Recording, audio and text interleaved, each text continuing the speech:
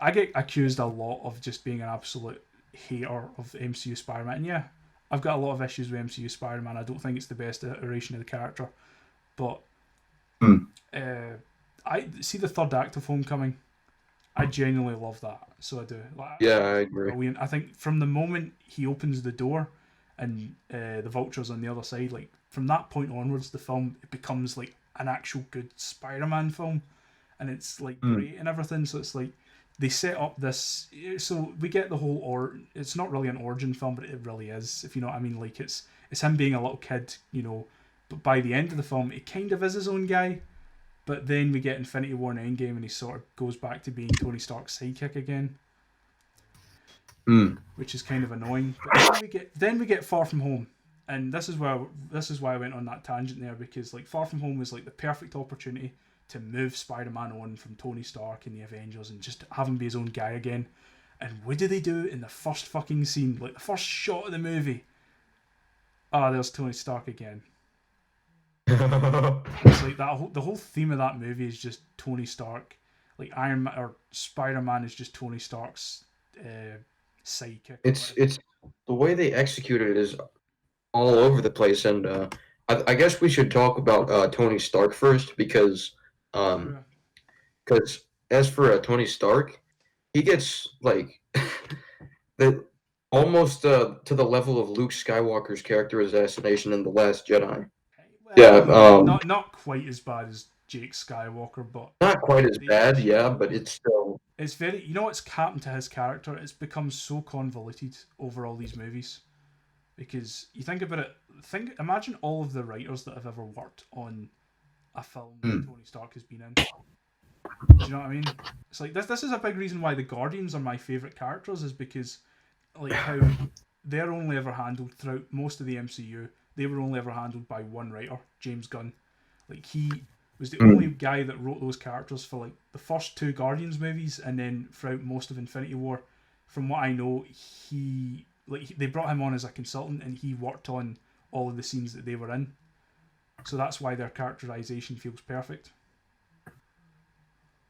Hmm, yeah. But then in Endgame, when he wasn't really involved because of things that happened in real life, that's when you see weird shit like Gamora kicking Star Lord in the balls and Nebula shooting herself and shit. It's like it feels like the more writers you have writing these characters and writers that don't really understand the characters, that's when things get weird. And I think that's really what's happened with Tony Stark and Spider Man as well. In all honesty, like if you look at the MCU specifically, like not talking about the Raimi films or the Web films or anything else, just the MCU, Spider Man has been handled by like there's two very distinct versions of Spider Man. There's the John Watts version, which I think is flawed, but I don't think is terrible. But then you have the Russo McFeely Marcus version, which I think is awful. I'd say Spider-Man's only awful appearances would be Civil War and uh, Far From Home. Uh, I'll just say he wasn't good in Endgame. He wasn't like I hated downright him in Endgame. terrible.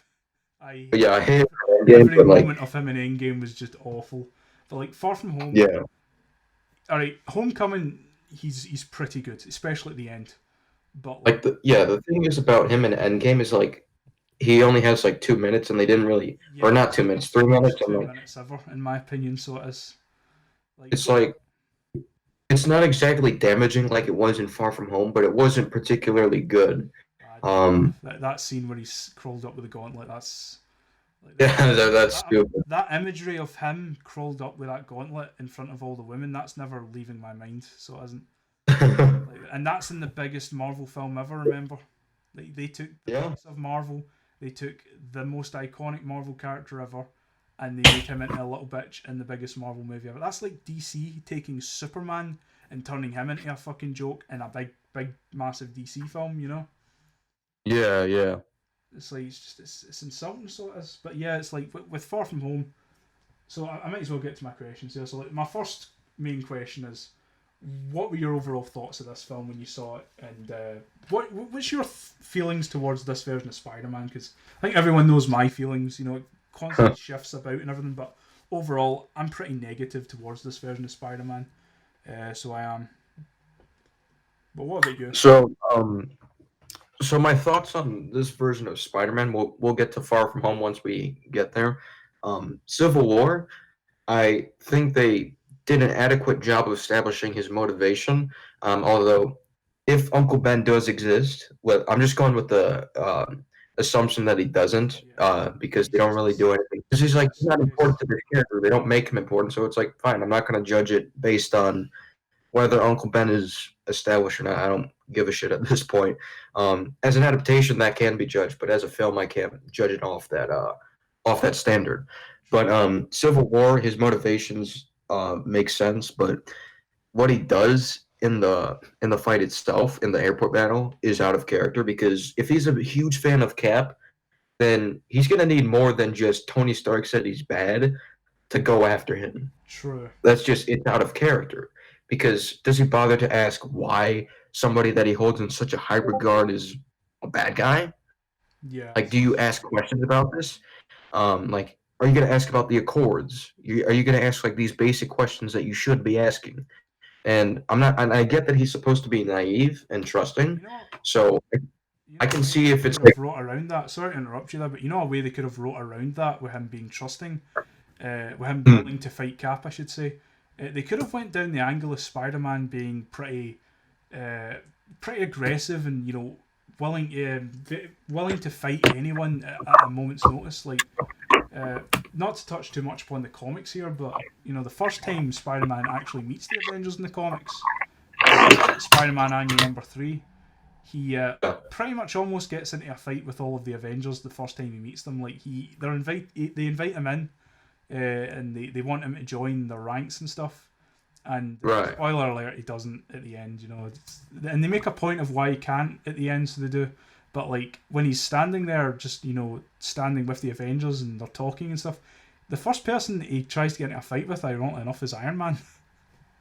Like he thinks Iron Man yeah, yeah, being standing too close to him or whatever, and he's too nervous. Like he's very very nervous, and you know, he's just willing to put up a fight with him, and he almost gets into a fight with Iron Man. He almost gets into a fight with Hawkeye. So it's like they could have went down that angle where he's so insecure and stuff, and he's willing to. Like another example that people love to bring up all the time is when he meets the Fantastic Four for the first time.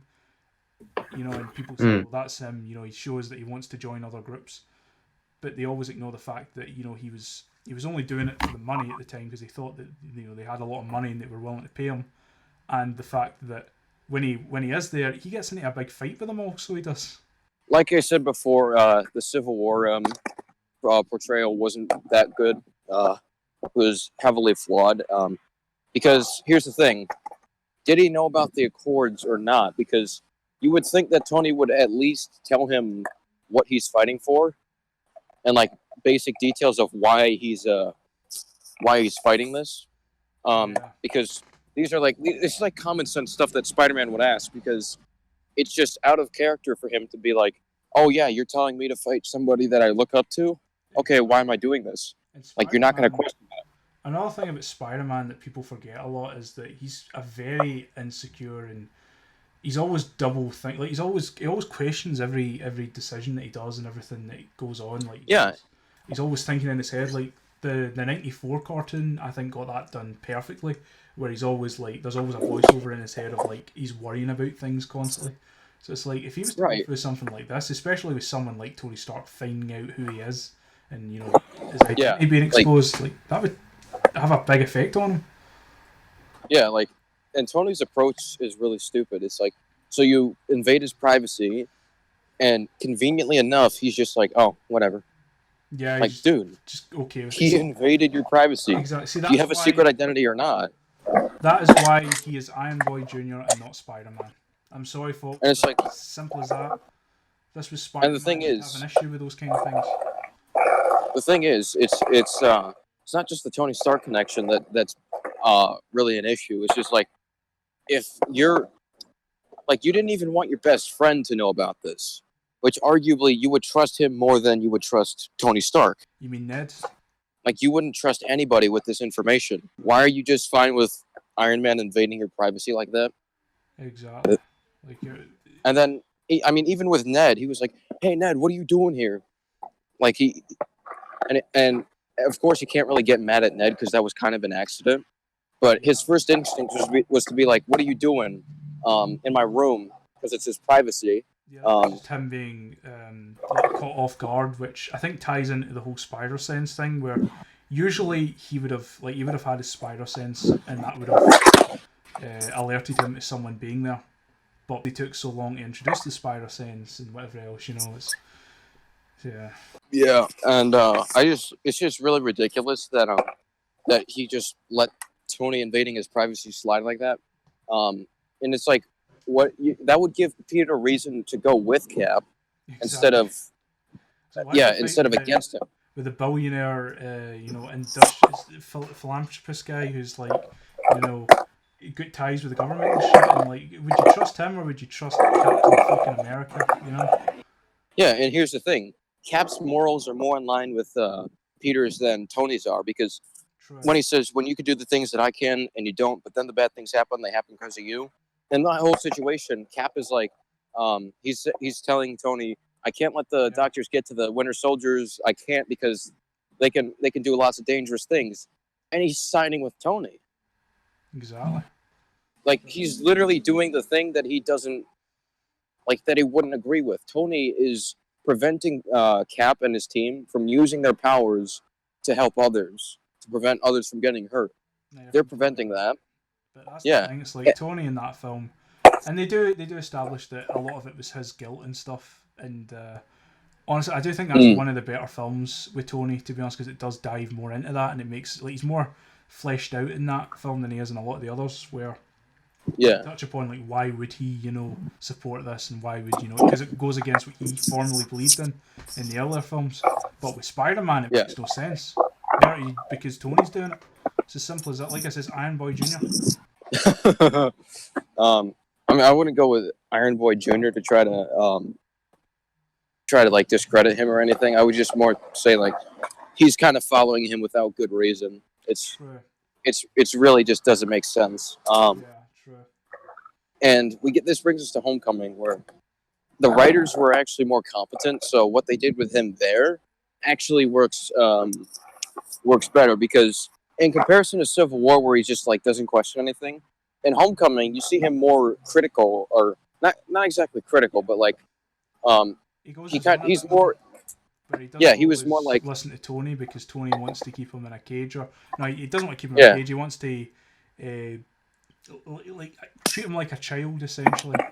And he doesn't. And he's kind of like they actually have a conflict, and it makes more sense that he's like, I have to go stop the Vulture guy, and you're not letting me do this. Yeah. And it's like that is an issue. Yeah, I would agree with him, and that's the thing that he should have addressed in Civil War, where he's doing the same thing to Cap, but he just doesn't care about that. That's true. Doesn't make sense. And that's something that actually I didn't give Homecoming credit for a long time, was the fact that we do actually see him going out on his own a little bit. So we do, and it does, ultimately it ends up, being later on in the film where he's the cause of a big accident, and then he makes it at the end. So they sort of show both sides of it and whatever else, but at the very end, at the end of the day, they at least show him trying to do his own thing rather than just do what Tony wants him to do, or do what everyone else would do. Right. He can actually think for himself in this film. Exactly. But then this brings us to Infinity War, which he's also fine in. I used to have an issue with him in that film, but he's just Tony's sidekick for the most part. I used to have an issue with him going out of the friendly neighborhood stuff, because there'd be no neighborhood. But then I thought about it, like, okay, you know what? That actually makes sense, because he believes, the conflict occurred in a place where I could act, so we chose to act upon it, and then because of that, if he doesn't do anything, there'd be no neighborhood. So I think that makes sense. He just wouldn't normally go on Avengers related missions. Like, for example, in the case where like the Elementals, let's say Captain Marvel and Doctor Strange were there to help, then it would make sense for him not to do anything. Because as far as he knows, like, who else is going to help out Tony in space, Yeah, exactly. So I think that's fair. Because he doesn't know where the other Avengers are. He doesn't know about the Guardians. he just wants to Right. be Tony at that point. I get that. I just Yeah. he's depicted so much as just his you know what he is in these films. He's just his Robin. That's like Tony Stark is Batman in this universe, and Iron Man and Spider-Man's Robin. That's what it feels like. So it does. I can see some connections. Sure. Yeah. I think it starts to really go off the walls with Far From Home, his character at least, Yeah, because definitely. Far From Home is literally character assassination at its finest. So I guess let's see. Peter Parker is into MJ out of nowhere, and it doesn't make sense. And it's like people defend this by saying like, oh well, what is it they say? Teenagers do that all the time. One moment they're not into them, and the next that they I are. would have seen one moment in Homecoming. But here's the thing. He has like Here's a the moment with her, but nothing. We got nothing of that. It's just out of the blue, right at the start of Far From Home. Right. And here's the thing. Here's the thing. I can make it this comparison to Homecoming and Spider-Man 1. He just starts out in Spider-Man 1 into MJ, and he just starts out in Homecoming into Liz. But the thing is, in those movies, it's established as, well, that's what it is. Yeah, and that's fine. Like nothing indicates it doesn't happen. Yeah, and in the opening monologue of the first Raimi film, he mentions how he'd always, been infatuated with MJ. Like, what was the line? Like, he'd loved her, or he'd been the girl he loved before he even liked girls. That's it. Yeah, it's like it just shows you because like she was his neighbor and stuff. And, It's like he'd always fancied her and whatever else, and sort of same thing with Liz to a degree, but not quite as brutal or not quite as blunt, I should say. Yeah. And for here, the reason it's a problem that he's into MJ out of nowhere is because there's indications that that this wouldn't happen. Because in the last movie, whenever they were whenever they interacted, she was acting like a prick to him, and he didn't really find that attractive or anything. He's just like whatever. He's constantly weirded out by her. He isn't into her. He doesn't find her behavior attractive at all. So it's pretty out of character for him to go like, oh yeah, by the way, I'm really attracted to her because of her personality. It's like, really? In what way? You seemed like the complete opposite in the last movie. That's exactly true. But can I ask, what's your thoughts on the whole with Tom Holland and Zendaya, with Michelle Jones in these? Like, what's your thoughts on her as a character? She's a very weak character.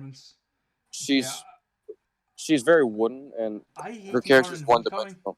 I thought she was the cringiest character ever in Homecoming. I just thought every line of dialogue was just, it was bad, especially that line about the Washington Monument being built by slaves and stuff. It's just like, why is this in my Spider-Man movie? It just feels cringe. But then, in all honesty, I feel like they improved her a bit in Far From Home. Like she felt like an actual character in that movie, but at the same time, it still didn't feel like.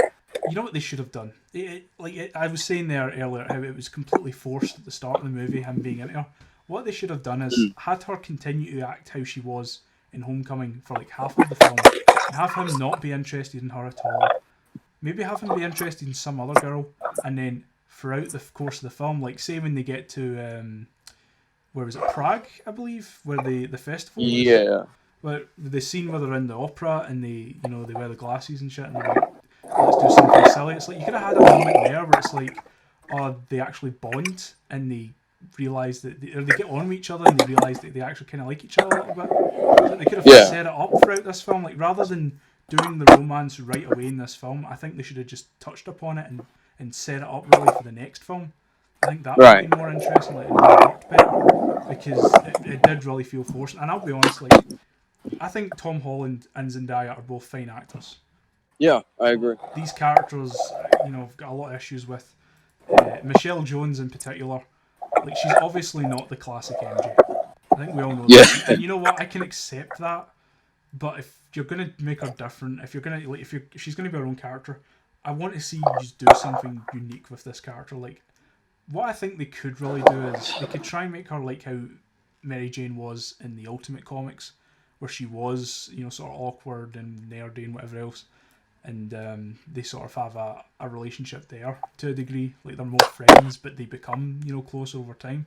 So they could do something like that, but like I said, it feels like they've got a checklist of things they need to do, and that's why things feel so abrupt.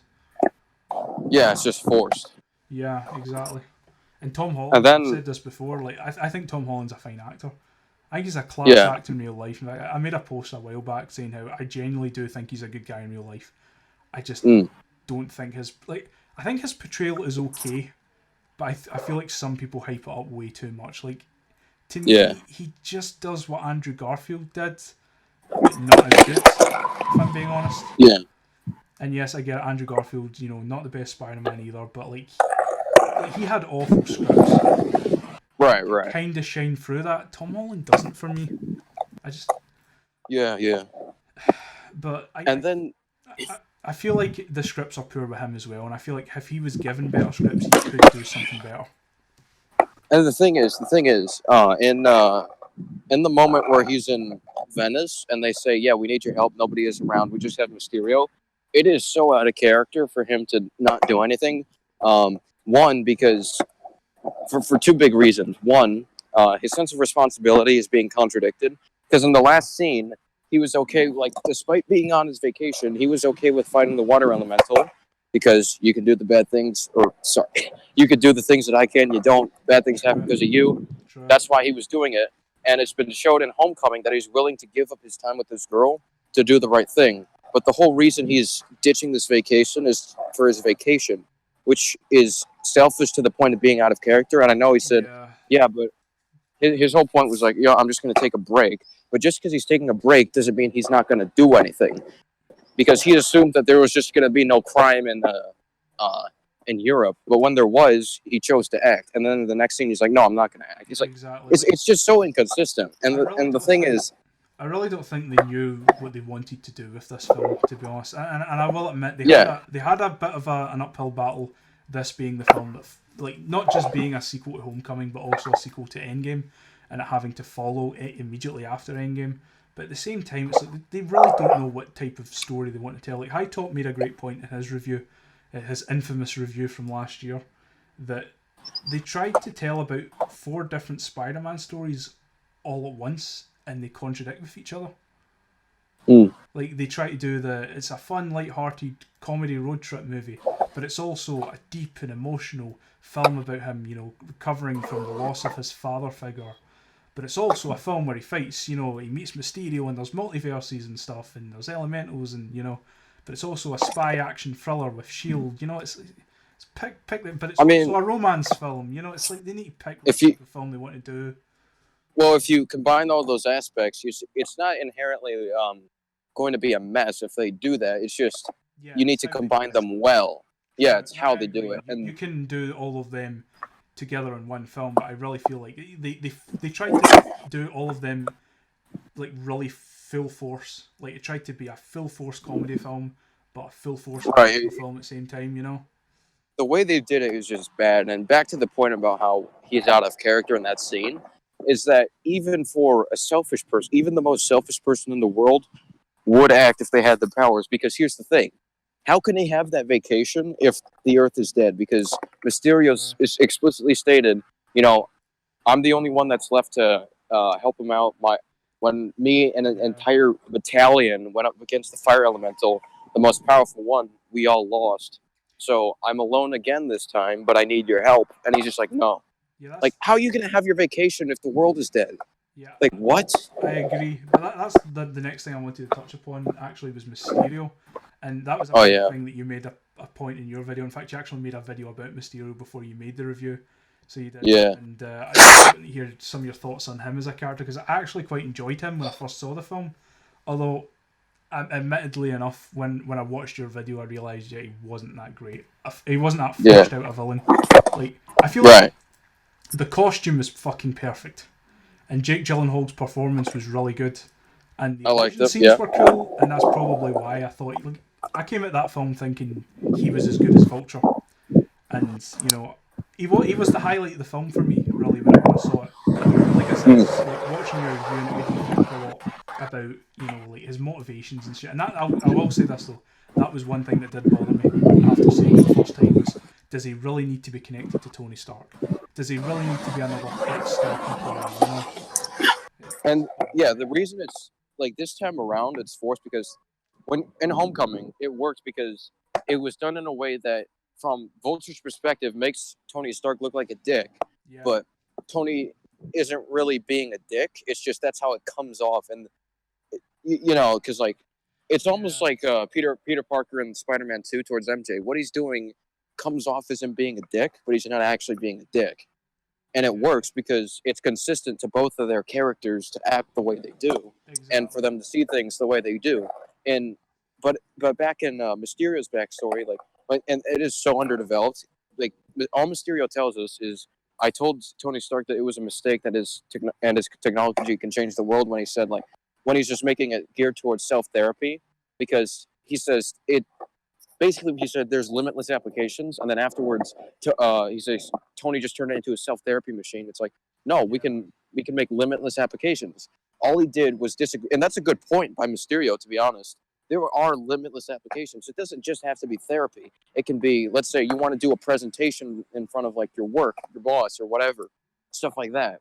You can do stuff like that. Let's say if you want to make a film, you can do stuff like that. Like that was a big point that annoyed me though, because originally Mysterio in the comics, he is actually he's a filmmaker. Yeah, he's a stunt man and a prop master. So he is.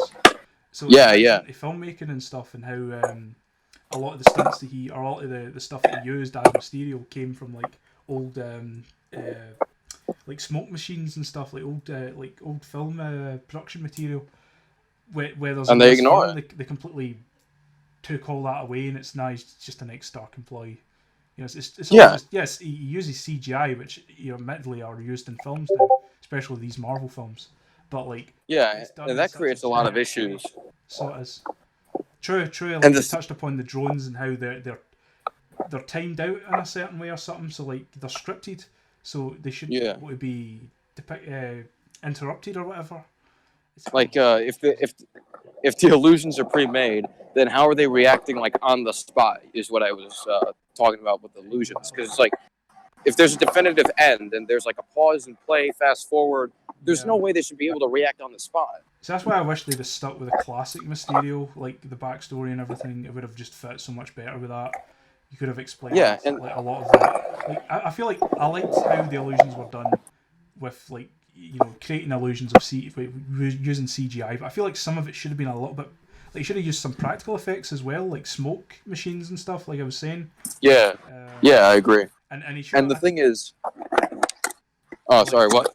I was just gonna say like how like I feel like Spider-Man should have been like drugged up and stuff. Like he's really seen all these illusions and shit, and it's in his mind, but he's not actually. You know what I mean? It's like they should have played about with it more than literally just making everything CG in front of him. Or everything on a green screen, I should say. And the thing is, to get back to the backstory about what Beck did, it's like Beck did make a good point about how it could have been, how it could have changed the world. It could have been used for more things rather than only geared towards self-therapy. Tony fires him for that. Like, what? Yeah. That is out of character as hell. It is, but you know what would have happened in real life with that? Instead of just becoming a supervillain like Sinestro, not Sinestro. What's his name from The Incredibles?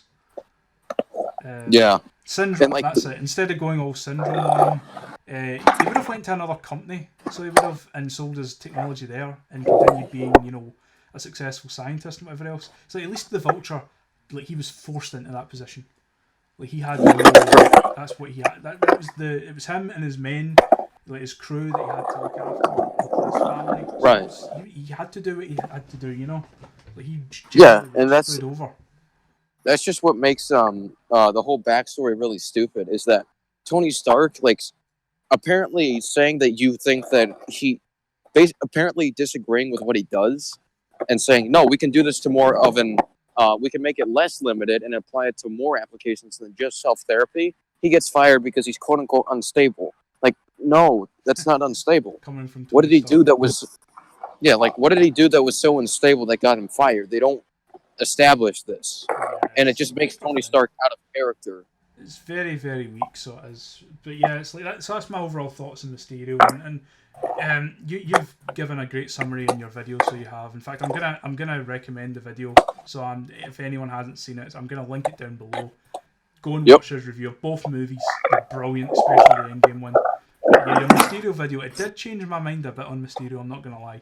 I still do like him to a degree, but I do think there was a lot of issues with the way he did him. So finishing on in Far From Home, there's just a few things I want to how do you think this film compares alongside the other Spider-Man films? Because I talked about how I was comparing Endgame earlier to a lot of the other Avengers films and how I think it's genuinely the worst.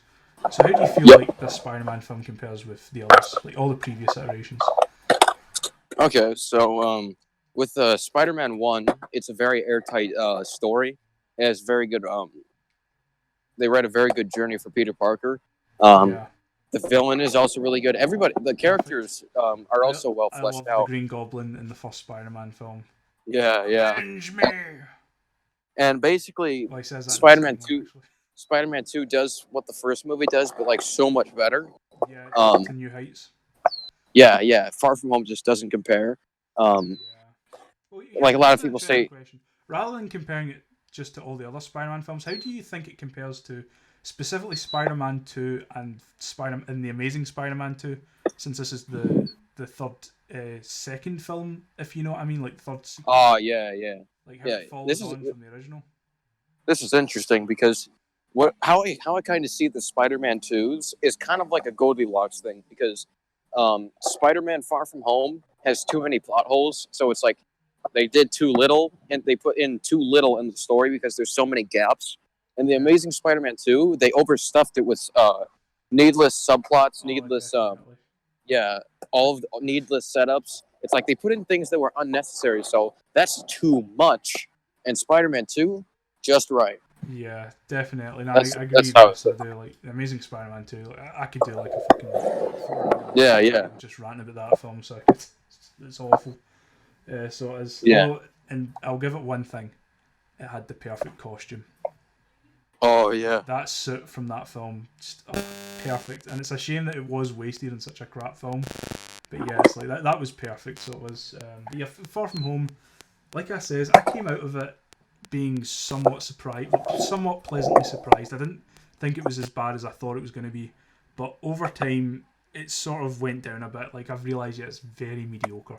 So I was like, it's not the worst film ever. It's definitely perfect. Like, I jokingly said it was the best Marvel film of 2019. I still stand by that because all the other films were utter dog shit. So they were. Best Marvel film of 2019. That's a thinker. Exactly. Ooh. Yeah, there's not a single good one. Yeah, exactly. It's pretty poor, so it is. But yeah, that's what I've jokingly said over since the film came out. But yeah. My final question here, my final point about Far From Home is: so, are you confident or excited about where Marvel Studios are going to be taking Spider-Man in the next film? And this sort of touches upon what happened last year with the whole Sony taking the character out, like taking the right back, and people were worried if there was going to be a third film or not. And are you happy that there is going to be a third MCU Spider-Man film, or would you have preferred Sony had just taken the character away completely? That's tough, but here's the thing: MCU Spider-Man 3 is doomed because here's the thing. His identity reveal at the end, there's so many easy ways you can get out of it. So if the identity reveal is going to be so important to the plot of the next film, there's going to be so many plot holes like Endgame, so many stupid decisions, so many gaping holes. I'm probably going to be lots of contradictions. I'm worried that it's going to be played off as like how every other character. I don't know if you've noticed this, but every other character in the MCU, like none of them have secret identities. Which I think that's something that Kevin Feige's really like he does not like secret identities, I don't think, and that kind of it works for Tony Stark, Steve Rogers, and some of the others, but for me, like certain characters like Peter Parker with Spider-Man, it takes away from the drama. Exactly. for me, Spider-Man and Daredevil and some other characters, like, they need their secret identity. Like, they cannot be going off. Like, they're not celebrities. They're not big, mythological figures. They're down to earth. They've got lives outside of fighting crime, so they need their secret identities. And I'm really worried that the third film is just going to be, oh, he doesn't have one anymore. He's just, everyone knows who he is. He's the new Tony Stark, and he's going to move into Avengers Mansion, and he's going to take over he's going to inherit half of the Stark wealth or whatever. He's going to be, basically Iron Boy Jr. now going forward. Sorry, what? I really hope they don't do that, is what I'm saying. I hope it's just for one film, and they try and do something interesting, and then by the end of the film it gets retconned. Yeah, and here's the thing. If they were to try to keep the characters consistent to avoid plot holes, that would require, like, the beginning of the film, like, just to be resolved like that in the snap of a finger, because it's so easy for him to get out of it. Like, you have the drones with the projectors as evidence that Mysterio faked the whole thing, and because he would have access to all these projectors and Edith is connected to the system, he has access to all of his projections. He can say, Edith, play this projection, play this projection. Sure. So it's like, damn, there's the next movie's doomed. Yeah, like to avoid plot holes, they have to finish it off. I'm honestly, at the time, I was really I don't know if you remember this, but I was really on Twitter. I was really hoping that Sony were just going to pull away and that Disney would not have any more control over Spider-Man going forward.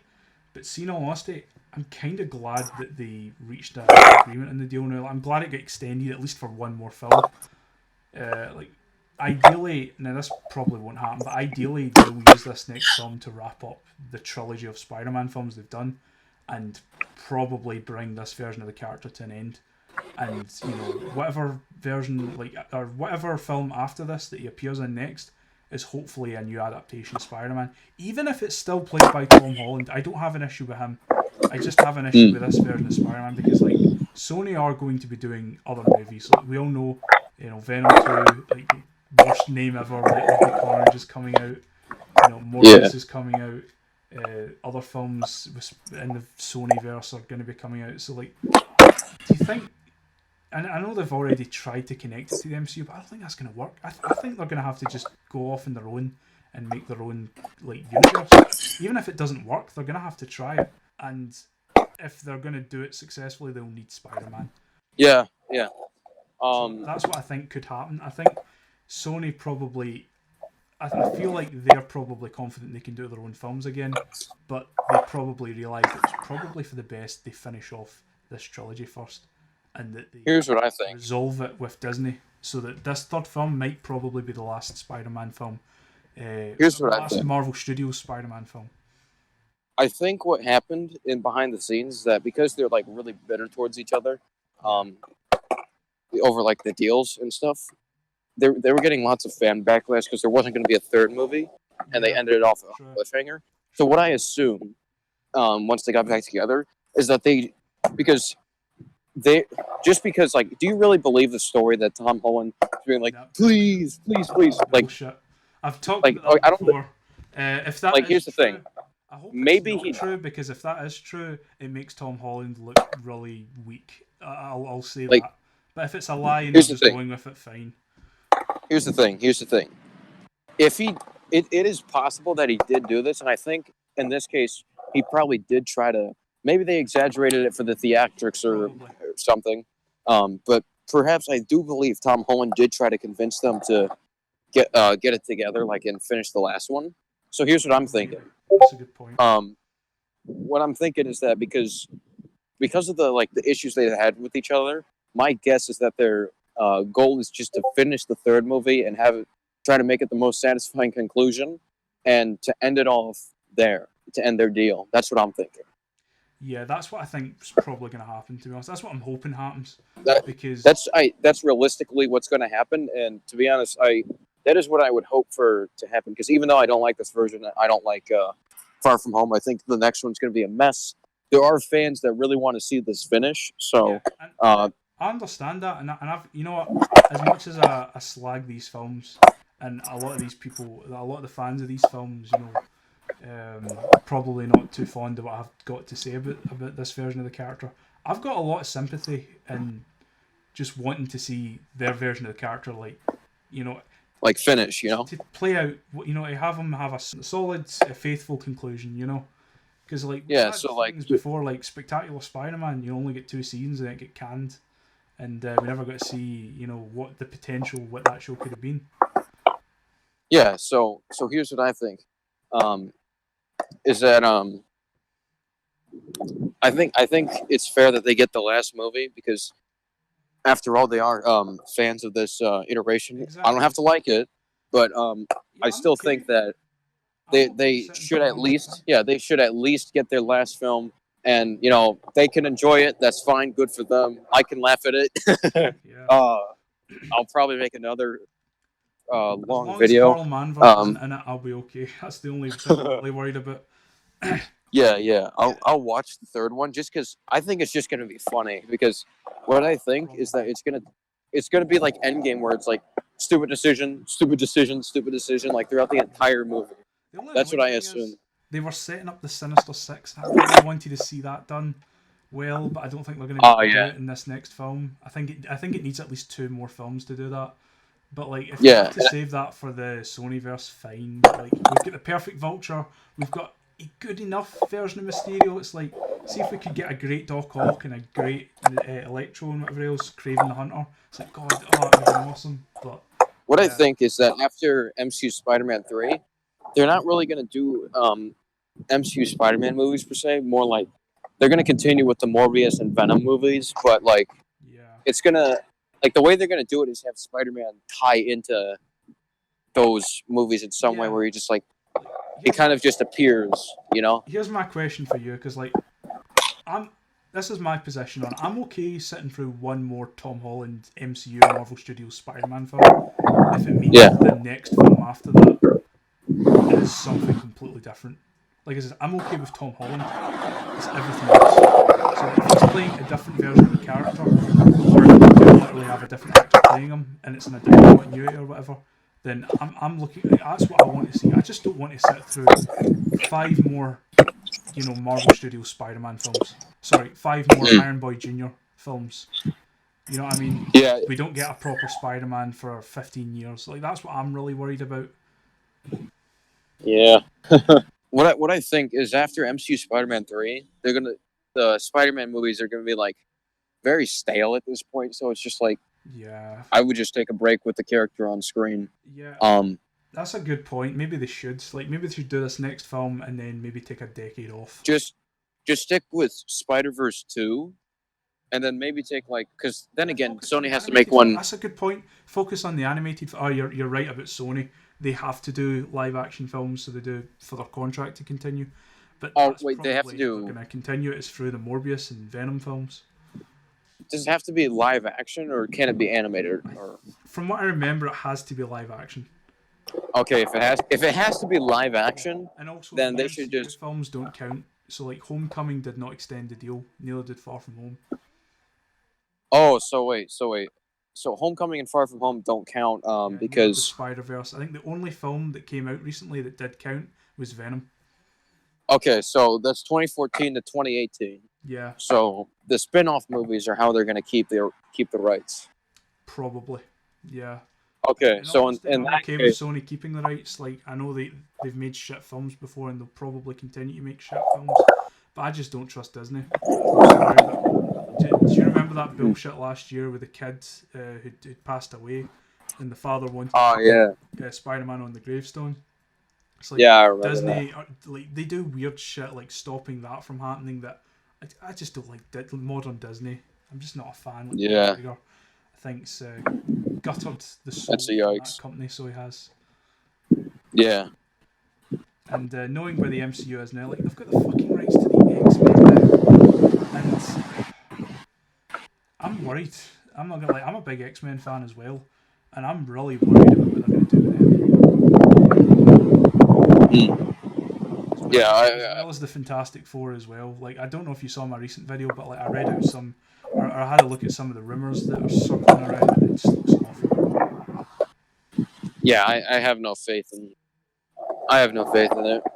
I just don't have faith in anything MCU related moving forward. Yeah. Even Black Widow, I don't think it's going to be good. So I think they just... That brings me... Sorry to interrupt you, but that brings me on to my next Yeah. point. Yeah, I feel like basically just talking about the MCU and where you think it's going to where we think it's going to go, like, you know, in Phase 4 and whatever else. So, first, like, I just want to ask, what was your reaction last year when they did the big Phase 4 announcement, like the big panel at Comic Con?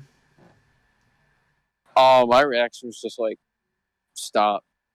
Don't make these. I remember before that I was thinking, like, after Endgame, all I want is Guardians of the Galaxy 3 and... I just don't want them to like... That's just... They're doing 4 movies a year now. It's going to be milked to shit. Well, to be fair, a lot of that's, you know, well, they were going to do that before the virus came about, but yeah, the virus has sort of fucked up their plans, so as well, Hollywood, but like, yeah, with the 2021, they were going to have, I believe, was it Doctor Strange, Shang-Chi, Spider-Man, and I think Love and Thunder was the final one. Like, all 4 of those films. Yeah. I'm sorry, but those films are going to come out and it's going to be like, okay, so people care about Spider-Man, that'll be the main film that year. Doctor Strange would have been the second most, and then I think Shang-Chi would have got completely, like, no one would have cared about that film. You know, it would have got sandwiched between everything else, and then Love and Thunder. I think Love and Thunder is going to be a big disaster, to be honest. I think it's going to be a train wreck. I think all of them were going to be disasters, to be honest. Probably, except actually Doctor Strange 2, now that Raimi's involved. Like, I genuinely think with that film, with bringing him on as a director and with them delaying it, like, I don't know if you saw the news the other day, but they've actually delayed the film twice now. Because it was initially delayed from, I believe, 2021, I think it was May 2021 till December 2021, and then it was delayed again till, I think, May 2022 now. So it's been delayed a full year. And I knew that was going to happen anyway with Raimi coming on board. Like, when it was first announced that Raimi might be involved in this film, I thought, well, it's 50-50, maybe going to happen, maybe not going to happen. But if it does happen and he does get involved in this film, I'm calling it now that it gets delayed. And this was before the virus. So that's why it getting delayed twice is significant, because, you know, I feel like it would have been delayed anyway without the virus. Because he wants to make a film. Like, he wants to come in and make a movie. I mean, even with Raimi on the project, I still don't, because one, they're forcing in Wanda into it somehow. Oh yeah. Which I don't want that to happen. Do you think he might change that now, though? Do you think that might have been part of the arrangement with him? Because, like, I feel like, because they hopefully for like a month and a half or so. Like, I hope that Raimi went in there and was like, all right, I'll do the film, but I'm doing it my way, and I'm doing the film I want to tell. I'm not doing your film. And I think Feige, in all honesty, was desperate, and that's why he picked him. I hope that's what happened. I hope it wasn't that, you know, he just offered them money and he was like, well, you know, I want the money or whatever. You know, I hope that's not the case. But yeah, with telling, like, if it turns out that she's not going to be in the film, like if they kick her out of the film, then I think that's a big sign that he's just going to do it his way. Yeah. Which would suck in a way, because I like Wanda as a character, Scarlet Witch. She's an interesting character, and I'm actually somewhat looking forward to the TV show. But I'm not gonna lie, it was a bit strange to see that, pun unintended there, that she was going to be involved in this film, because it's like, okay, they're both magic users, but they're not really that close in the comics, so I don't get what they're doing here. You know what I mean? Yeah, I just hopefully Raimi gets to do whatever he wants. I'm still really not invested in the MCU, but yeah, for me, it's like Doctor Strange 2, and that's purely because Raimi's involved, and Guardians of the Galaxy 3, and maybe Spider-Man, just to see what happens. But those are the only films I care about. I do not give a shit about Love and Thunder. I don't give a shit about the Eternals. I don't think I'll even watch it.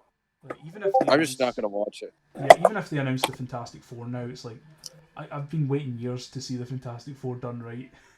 Like, Fan Four Stick is still a bad taste in my mouth. So as even 5 years after it came out, it was such an awful film. But you know, now they finally have the chance to do a proper one. But I just don't think it's gonna happen.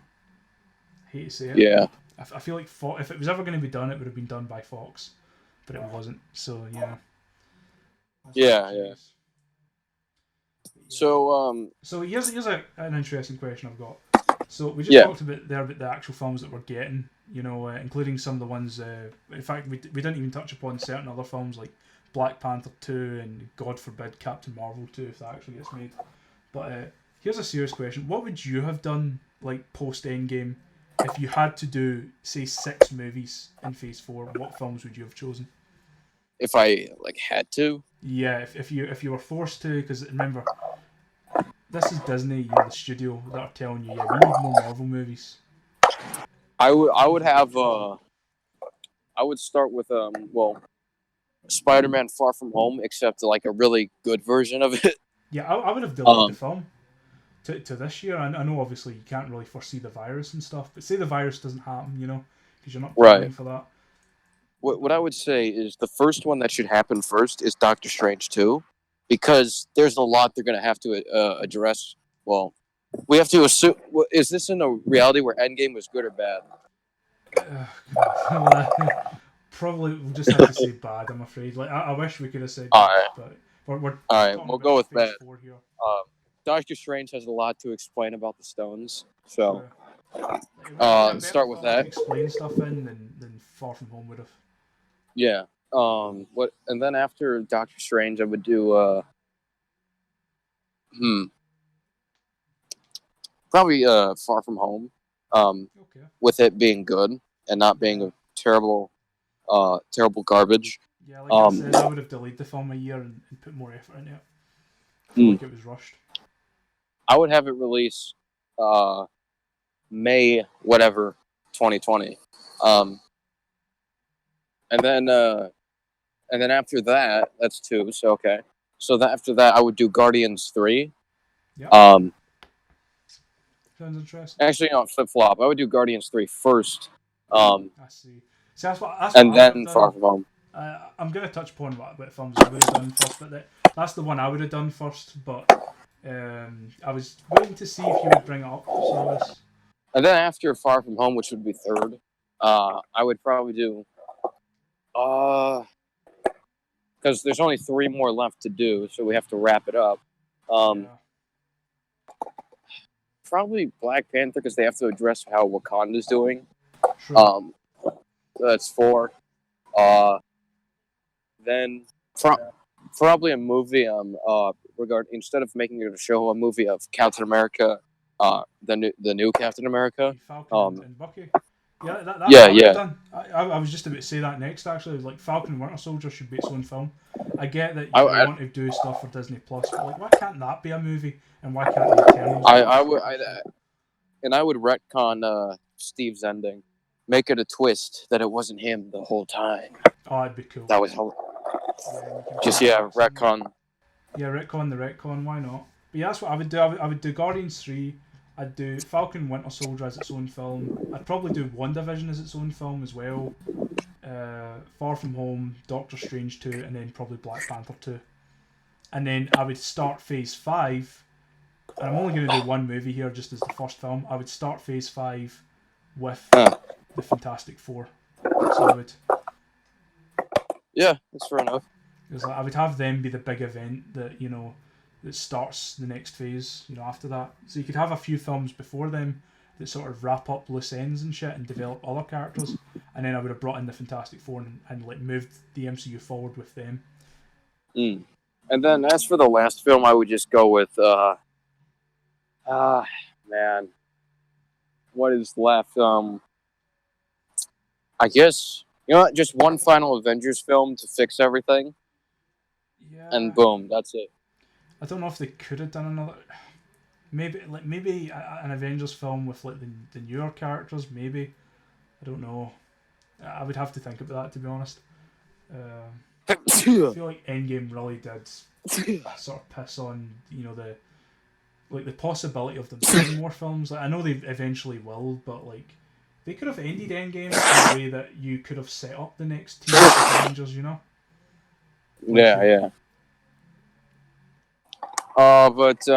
Does that wrap everything up? Pretty much. I've just got 2 questions left. I'll try and get through them quickly. Okay. The second last one here. So where do you think Marvel Studios will be in the next 5 years, or in 5 years' time? Sorry, because we just talked about like what we would have done for Phase 4. So where do you think the Phase 4 that they're going to do? Where do you think they're going to end up in a few years? To be quite honest, I think they're going to die out because a lot of people are like, yeah, I'm done with the MCU after Endgame. And I know Far From Home made a lot of money, but that's because it's Spider-Man and they kind of want to see where that version is going. But like with the new stuff like Shang-Chi or Eternals, I don't think anyone's going to care that much about it. Yeah, Maybe they'll care about Thor. Yeah, maybe they'll care about Love and Thunder, but I don't think they're going to care much about everything else. As for where it'll be in 5 years, I think the MCU, to be honest, will be like kind of forgotten, or not forgotten, but like overthrown, because there's going to be Shazam 2, Black Adam, that's my next and point, actually. the Batman. My final question, Yeah. which I'll just get onto right away. How do you think DC's recent resurgence will impact on Marvel if it continues? Because as we've seen over the last year or so, like DC have really gotten their act together. Well, with the exception, of course, of Birds of Prey. I know the comic book movie cringe page is probably watching this right now, cringing away after me saying that. And sorry but not sorry. That was a terrible film. But like, with the exception of that, misstep, DC have really been, I wouldn't say on par with where Marvel has. Marvel have obviously made complete strides in the last 7 years, but like compared to where DC were before, it's like they finally got good movies again. Like for me, the first really good DC film in the DCU was Wonder Woman. I thought that was a really good, solid film. Justice League was a mess. We all know that, but like after that, it's like Aquaman was a fairly solid film as well. Yeah, it had a few issues, but like it was a fairly solid movie. It was a better movie than I ever thought they would do for Aquaman, if I'm being honest. And then Shazam. I thought Aquaman was kind of meh. You're not a fan? Yeah, it wasn't very good. Fair enough. I thought it was a lot better. Like I was going into it with like very low expectations, and I really enjoyed it. Like I mainly enjoyed the final battle. Ironically enough, like comparing it to Endgame for a moment, not to touch upon Endgame too much here, but like everyone goes on about the fucking Endgame final battle scene as if it's the greatest thing ever. I'm gonna be honest. I think the final battle scene in Aquaman was 1,000 times better. Yeah, I agree. But yeah, it's like it was a solid enough film, and then we got Shazam, which I loved. I thought that was brilliant, and Shazam's a character. The original Captain Marvel is a character that I never really cared much about. I knew he existed. I always just thought of him as that dumb character that was a kid that turned into an adult. Like Big, like that film. And that's kind of what we got. We got a superhero version of Big basically, and it ended up being really good. And then Joker. Like, my God. Yeah, that was Joker good. Was flawless. Like, and I get it wasn't tied in with the rest of the continuity. But it's still a DC film, and it was honestly the best superhero film of the last few years. Like, for me, that and Spider-Verse are just perfect films. Yeah, I'll agree. Yeah. And it's a shame that this virus has came about because I was really hyped for Wonder Woman 84. I know there's been some leaks and stuff that apparently it's not that good and whatever else. They've done weird things in the story, but seeing that trailer when it came out, it's like, and knowing what they did with the first film and what they could do in this next one, it's like I'm genuinely looking forward to it. And I think that if that film and the next Batman film, which is coming out next year, if those two films can be good, I really think DC can come back together again. But then again, another thing you need to take into consideration, as good as DC gets over the next few years, if J.J. Abrams comes in and does a Superman film and he gets involved and he ends up taking over the DCU, I think that could really fuck DC over.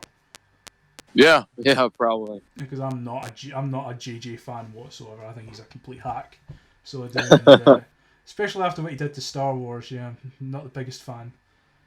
So I'm really hoping that he doesn't get involved, but it looks like he will. So it does. So that sucks. But yeah.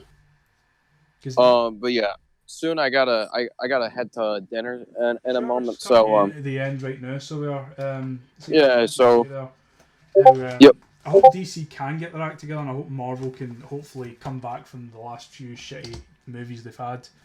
But I just want to say, it's been great chatting with you. So it has really enjoyed it. Great chatting with you. And I'll quickly thing your channel right here at the end if you want to plug your channel quickly again before we close out. Thank you for having me. All right, see you. Alright, so hope you guys all enjoyed this one, and probably get some other guests on soon enough. So yeah. All right, peace out. Alright folks, hope you all enjoyed that exclusive interview with SK Comics. He's a really cool guy. Make sure to check out his channel. I'll leave the link to it in the description below. I especially recommend his Endgame and Far From Home reviews. Or if you want something a bit more humorous, why don't you check out this parody video I did on Endgame recently. It's almost as bad as the real film. And hopefully I'll have another guest on here at some point, but until then, keep it classy and stay smooth.